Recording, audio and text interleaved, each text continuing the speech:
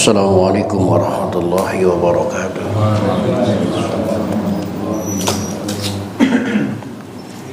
Alhamdulillahirabbil alamin. Wassalatu wassalamu ala asyrafil anbiya'i wal mursalin. Sayyidina wa habibina wa maulana Muhammadin wa ala alihi wa ashabihi ajma'in. La hawla wa la quwwata illa billahil aliyyil azim. Amma ba'da. Qad qala ta'ala fi ayatihil karim. A'udzu billahi minasyaitonir rajim. Bismillahirrahmanirrahim. Wa ma khalaqtul jinna wal insa illa liya'budun. Shadaqallahul azim. Bapak-bapak dan ibu-ibu serta jamaah, segenap pengurus musholah dan pengurus wilayah bil khusus yang hadir taklim pada malam ini, yang saya hormati dan yang saya muliakan, mudah-mudahan dengan sebab bertaklim, dengan sebab bersilaturahim, dengan sebab mempelajari tata cara ibadah kepada Allah, kehidupan kita mendapat kemuliaan dari Allah Subhanahu wa taala. Puji dan syukur mari kita panjatkan kehadirat Allah. Salawat serta salam mari kita terus anjurkan kehadiran Rasulullah Muhammad sallallahu alaihi wasallam. Hadirin rahimakumullah. Lanjutan talim kita pada malam ini bermetodologikan fikih dengan kitab Riyadhul Badi'ah atau dengan yang tayang di layar. Sebagai syarahnya adalah As-Simatul Yaniyah. Yang malam ini di kitab yang Bapak pegang kalau tidak salah di halaman 56. 54 ya. Baris pertama ada kalimat wal ashiru qiraatut tasyahhud, gitu ya. Baik, silakan diperhatikan dan dibuka saja talim ini dengan sama-sama membaca Ummul Quran surah Fatihah.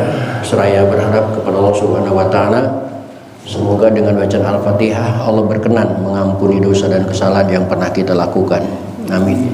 Terutama untuk kedua orang tua kita, keluarga kita, saudara-saudara kita muslimin wal muslimat yang sebagian besar mereka sudah ada di alam barzakh. Semoga diampuni semua dosa dan kesalahannya oleh Allah dan terima amal ibadahnya oleh Allah Subhanahu wa taala. Dan kita yang masih hidup mudah-mudahan diberikan panjang umur, selalu sehat walafiat untuk rezeki yang halal. Keluarga kita yang sakit mudah-mudahan akan dilekaskan sembuhnya oleh Allah Subhanahu wa taala. Bisa mati Rasulillah. Wa barakati mu'alif hadal kita wa bisiril Fatihah. A'udzubillahi minasyaitonir rajim. Bismillahirrahmanirrahim. Alhamdulillahirabbil alamin. Arrahmanir rahim. Maliki yaumiddin. Iyyaka na'budu wa iyyaka nasta'in. Ihdinas siratal mustaqim. Shiratal ladzina an'amta 'alaihim ghairil maghdubi 'alaihim waladdallin.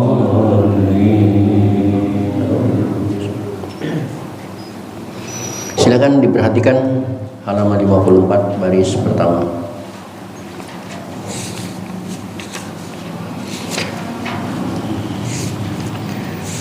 Bismillahirrahmanirrahim. Wal 'ashiru, dan yang nomor ke-10 dari rukun sholat yang jumlahnya 13. Yang ke-10-nya adalah qiraatut tasyahhudi, yaitu membaca tasyahud. Dengan nama lain membaca tahiyat.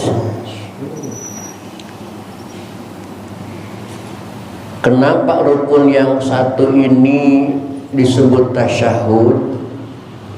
Karena di dalamnya ada kalimat asyhadu. Syahada yusyahidu, tasyahud, tasyahada, tasyahhudan. Dan nama lain kenapa rukun yang ke-10 itu disebut at-tahiyat? Karena diawali dengan kalimat at-tahiyyah, maka disebut tahiyat atau tasyahud, sama saja. Seperti surah yang ke-112 disebut surah Al-Ikhlas. Ada juga yang nyebut surat Qul. Kenapa Al-Ikhlas disebut Qul? Karena diawali dengan kalimat qurbu. Sah-sah saja. Fi hadzal julusi, pada duduk yang ini, wa dan kelengkapan tasyahud itu at-tahiyyatu, itu kalimat at-tahiyyatu, ila sampai kalimat wa asyhadu anna Muhammadan Rasulullah, itu yang disebut tasyahud. Tasyahud itu banyak versi Bapak. Setiap sahabat punya versi masing-masing. Umar tasyahudnya lain, Abu Bakar tasyahudnya lain, Utsman tasyahudnya lain. Bapak tahu yang kita sering baca itu tasyahudnya siapa? Woi, tasyahudnya siapa? Lihat di layar supaya jangan katanya. Walhasil, kesimpulannya, anna akmalat tasyahud, bahwa sesungguhnya tasyahud yang paling akmal, tasyahud yang paling sempurna adalah tasyahud nablas, yaitu tasyahud sahabat Ibnu Abbas.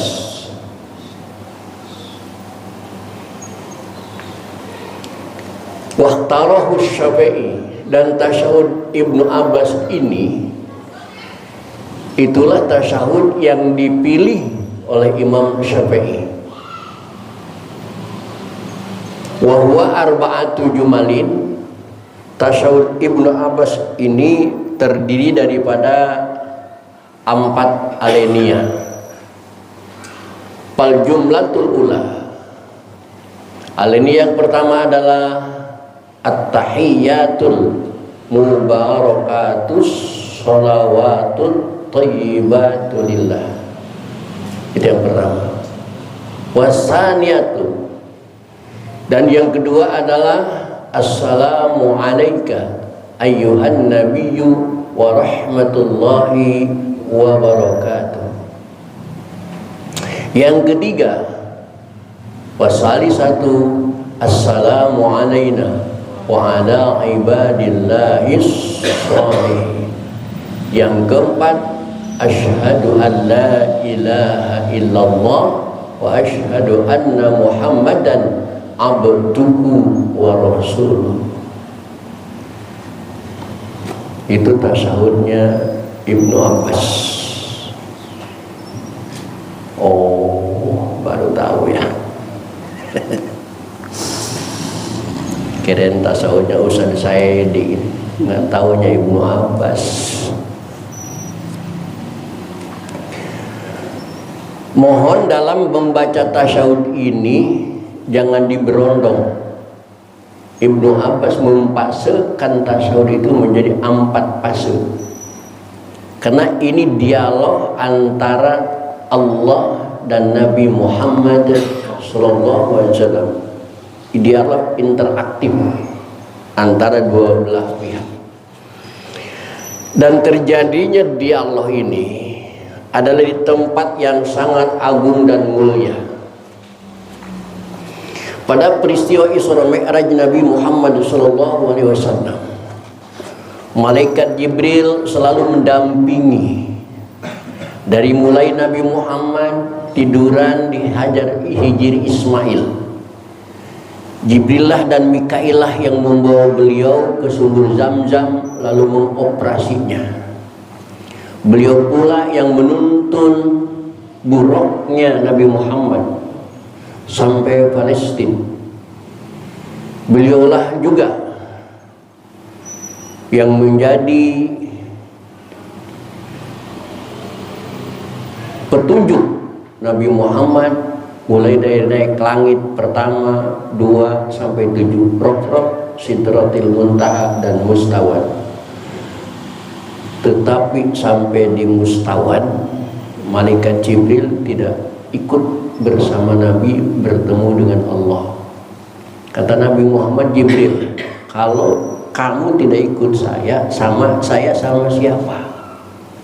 Kata malaikat Jibril, Tuhan Muhammad sudah ditunggu oleh Allah.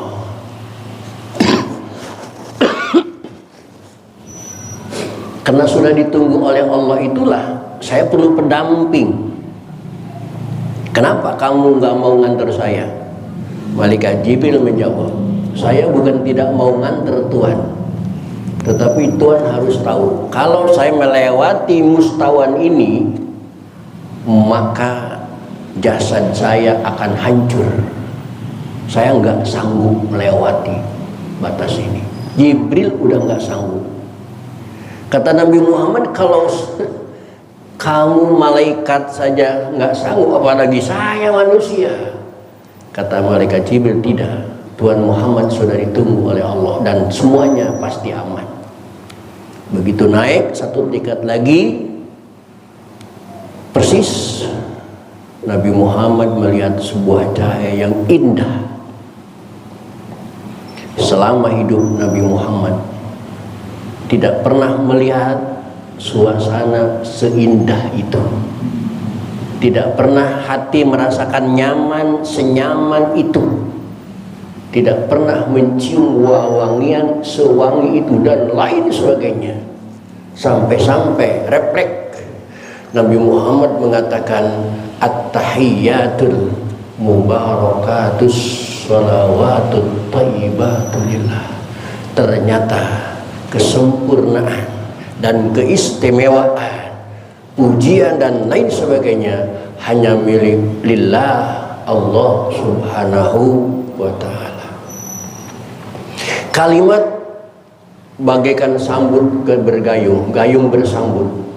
Nabi Muhammad selesai mengatakan at-tahiyyatul mubarakatus shalawatut thayyibatu lillah, langsung dijawab oleh Allah. Apa kata Allah? Assalamu alayka ayyuhan nabiyyu wa rahmatullahi wa barakatuh. Salam sejahtera untukmu nabiku sayang, rahmat Allah akan selalu bersamamu. Nabi Muhammad mendapat surprise dari Allah. Nabi Muhammad mendapat hadiah dari Allah. Tidak dinikmatinya sendiri, tetapi Nabi Muhammad minta izin kepada Allah untuk membagikan salawat salam kepada umatnya dengan kalimat assalamu alaina wa ala ibadillahis shalihin. Keselamatan dan kesejahteraan semoga bukan cuma untuk saya, tetapi untuk umat-umatku, hamba-hambamu yang soleh. Subhanallah, dapat hadiah dari atasan dibagi-bagi. Kira-kira pejabat kita begitu apa enggak?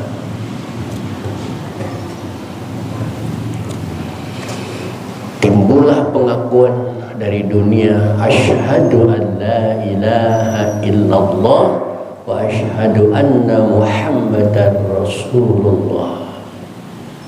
Coba dibayangkan ketika kita sholat, bayangkan saat itu Nabi Muhammad sedang berhadapan dengan Allah. Insya Allah menikmati lafaz ini. Kalau kita kan selama ini membaca tahiyat boleh berondong aja, tahiyatul barakatuh salawatullah assalamualaikum wasallam, nggak ada bayangan ke sana. Wal hadiya asyara, dan yang nomor ke-11 as-salatu ala nabi, yaitu membaca salawat kepada Nabi Muhammad sallallahu alaihi wasallam fi hadzal julusi, pada duduk yang ini, aidan pula ba'da qira'atut tasyahudi, setelah selesai membaca tasyahud sampai asyhadu an la ilaha illallah wa asyhadu anna muhammadar rasulullah, sambung dengan membaca salawat. Bagaimana baca salawat? Wa aqalluha, dan minimal baca salawat adalah Allahumma salli ala Muhammad Itu kalimat Allahumma sholli ala Muhammad. Itu sholawat minimalis, sholawat paling sedikit.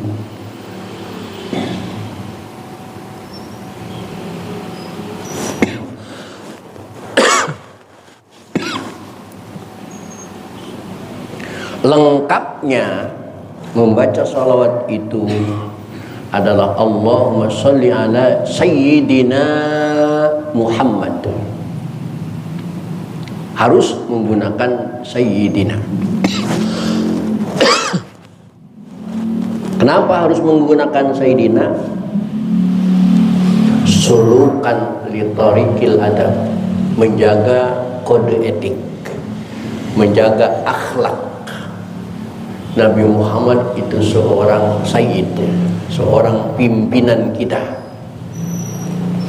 Menyebut PRT saja kita tidak bisa menyebut langsung namanya, tetapi harus Pak RT A, Pak RT B, Pak RT C. Kalau tidak sebut RT-nya, nanti namanya keliru dengan nama yang sama tapi bukan RT.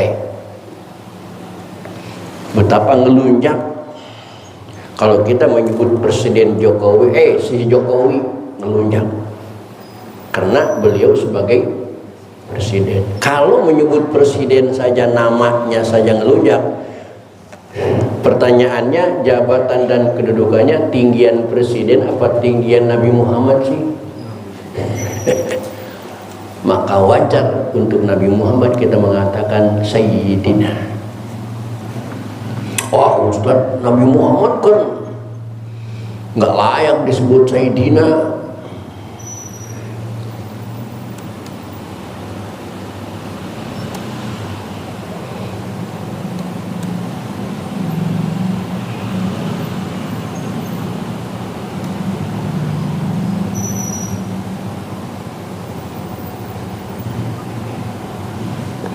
Bapak dilihat surat Ali Imran deh.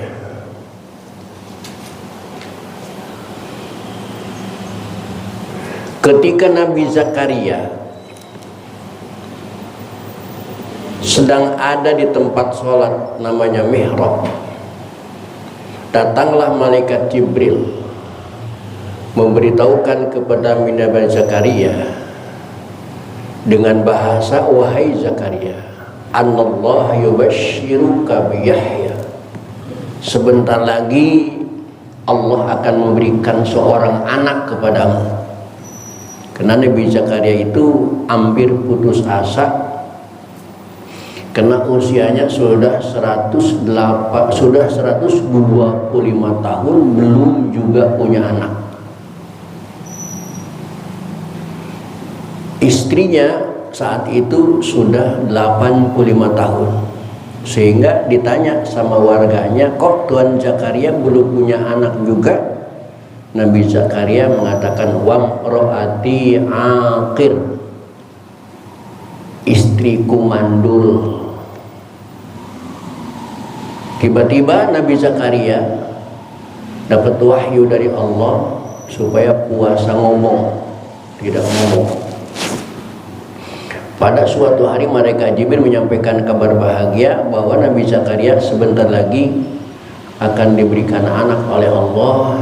Dan kata malaikat Jibril, Zakaria, nanti kalau kamu diberikan anak oleh Allah, namain anak kamu itu Yahya. Maka susun Nabi Zakaria terus Yahya. Dan Yahya itu kata malaikat Jibril, musaddiqan bi kalimati minallah. Dia adalah orang yang cerdas membaca kalimat-kalimat Allah. Dan wa sayyidan, dan Nabi Zakaria itu akan menjadi sayyid. Kali lagi, yang menyebut sayyid kepada Nabi Zakaria itu adalah malaikat Jibril, bukan lagi manusia. Dengan kata lain, Nabi Yahya disebut sayyid oleh malaikat Jibril. Pertanyaannya, di antara nabi yang 25 5 masuk ulul azmi.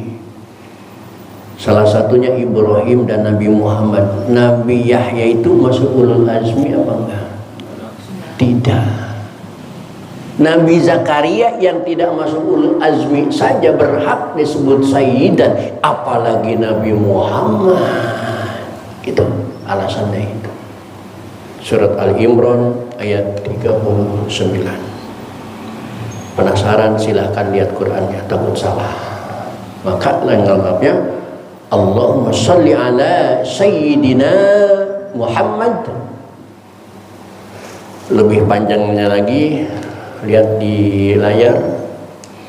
Allahumma sholli ala sayyidina Muhammad abdika wa rasulika an-nabiyil ummi wa ala ali sayyidina Muhammad wa azwaji wa dzurriyyatihi kama shallaita ala sayyidina Ibrahim wa ala ali Ibrahim wa barik ala sayyidina Muhammad wa ala ali sayyidina Muhammad wa azwaji wa dzurriyyatihi kama barakta ala sayyidina Ibrahim wa ala ali sayyidina Ibrahim fil alamin innaka Hamidum Majid.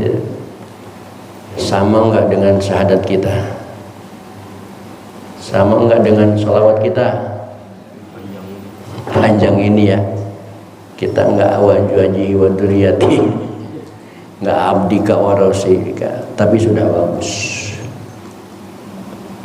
Wa akmaluha, dan kesempurnaan sholawat itu madkurun bil mutawwalat, ada di kitab-kitab setelah ini. Tingkatannya nanti ada di Fathul Qorib, ada di I'anatul Talibin, ada di kitab-kitab yang lain. Kalau yang pengen tahu lebih cepat, tanya Ustadz kita, Ustadz Saidi. Saya tugasnya hanya membaca ini. Pengen tahu yang panjang, tanya Ustadz Saidi. Maka ustadznya juga disebut Sayyid.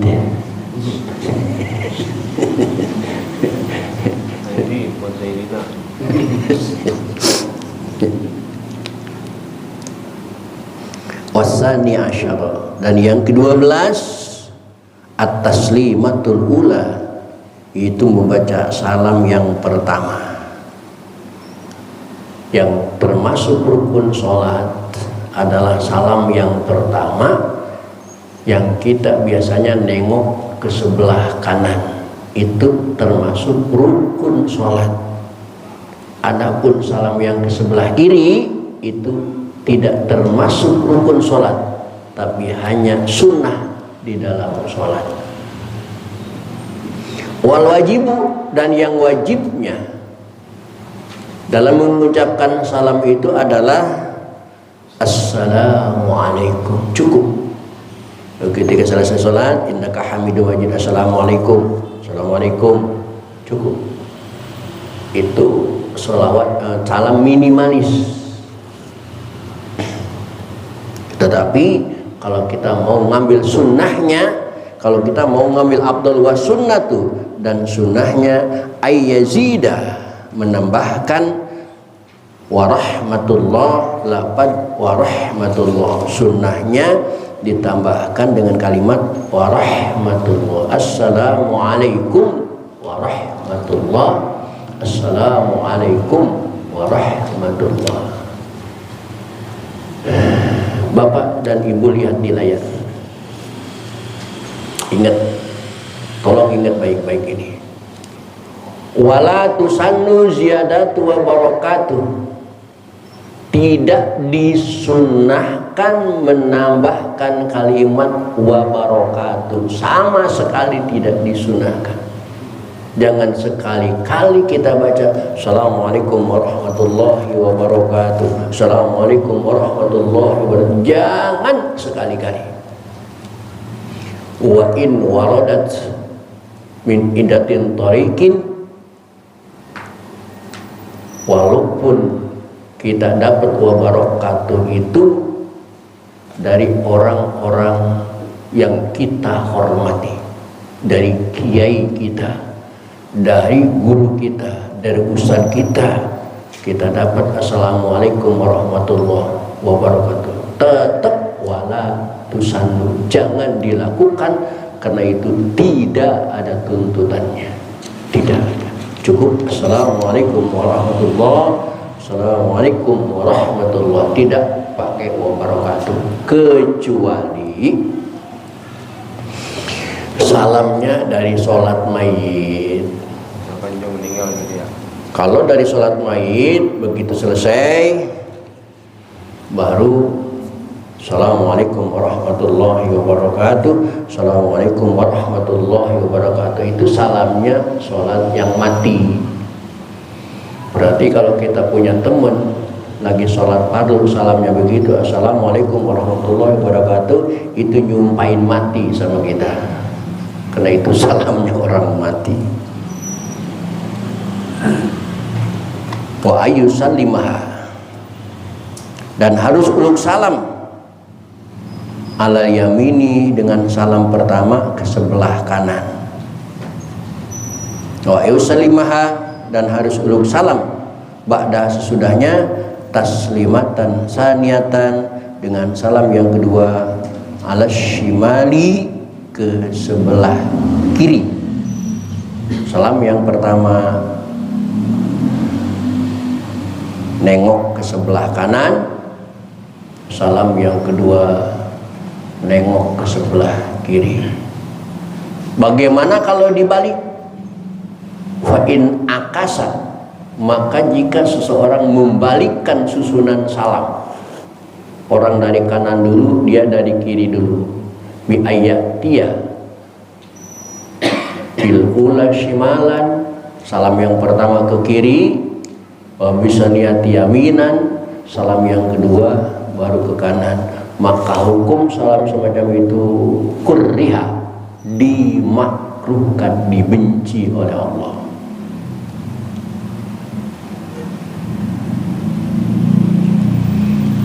Hu'ayyal tabita, dan harus nengok makul taslimatin, beserta tiap-tiap salam ila jihatiha, kepada jihadnya masing-masing, bi ayal tafita bil ula hatta yura min khalfi khaddahu. Nah,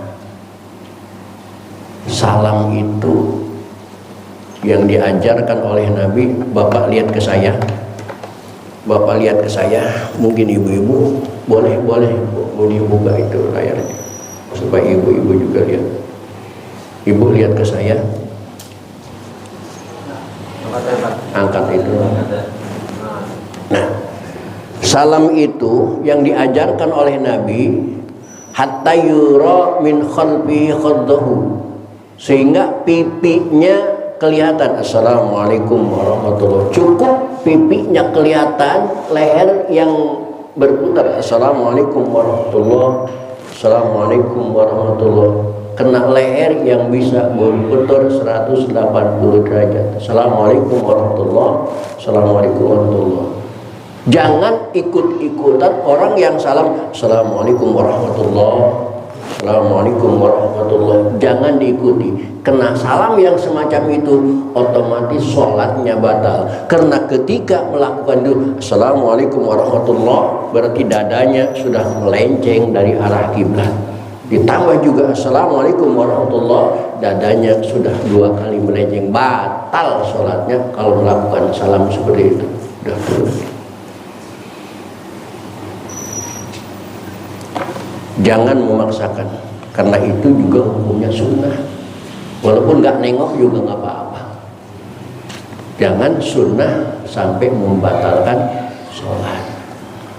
Dan kenapa saya contohkan penting banget semacam itu? Karena sampai hari ini saya masih sempat memperhatikan ada orang yang salamnya seperti itu. Assalamualaikum warahmatullahi, assalamualaikum warahmatullahi. Sampai sekarang masih ada orang yang salamnya seperti itu. Hati-hati. Kalau bapak berani, kalau tidak timbul fitnah, ingatkan saudara kita yang salah. Tapi seandainya timbul fitnah, jangan sekali-kali mengingatkan.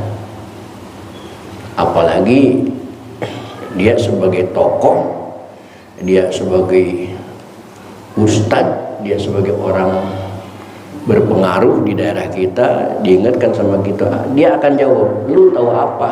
Makan garamnya juga banyakan gua di sini. Emang ilmu berdasarkan banyaknya makan garam kali.